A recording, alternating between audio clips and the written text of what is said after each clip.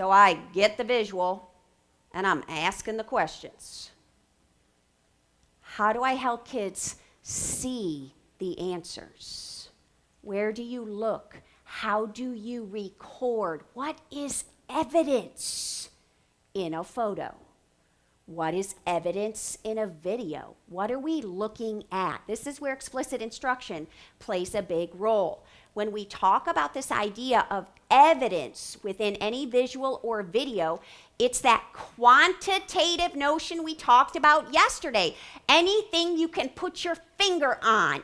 It's literal. It's there. I can see it. I can see her facial expression with her eyes furrowed and her mouth is pierced. I can see that tight lip. I can see her arms across her chest. That's all evidence. What can you hear? What can you see? What colors did they make things? You guys, evidence is any detail that is observable. That counts as evidence. Now, wait a minute. You have to make sure kids understand the difference between observable details and interpretations. A bird chirped in the background. That is an observable, quantitative detail. That's evidence. It's springtime. That is an inference. She's super mad. That's an inference. Arms crossed, eyes furrowed, and she grunted. See the difference? So where do we look for evidence in a photo, in a political cartoon, in an infographic, in a video? Where do we look for evidence? All right, let's slide down here for a minute.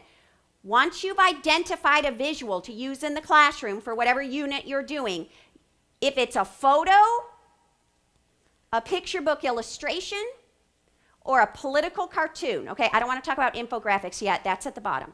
We're going to talk about videos over here. We're not ready for that. Just photographs, picture book illustrations, or any kind of illustration, and political cartoons. These are the three major characteristics you want kids looking at. Look at the people or the subject matter in the image. What do you notice? Look at the background. Look at the setting details of this moment. What objects, what props, what can you see around the subjects or the people, and what action or activity, what's going on, what are they doing, and how are they doing it?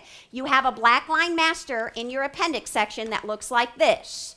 This would be a great way to help kids record observations. All right, that's what we're talking about. I show them the visual, I ask the questions, they answer them, but I want evidence. What's the evidence? And they're making notes about the people or the subjects or concepts in the image. What can they tell about the activity, the movement, the events going on?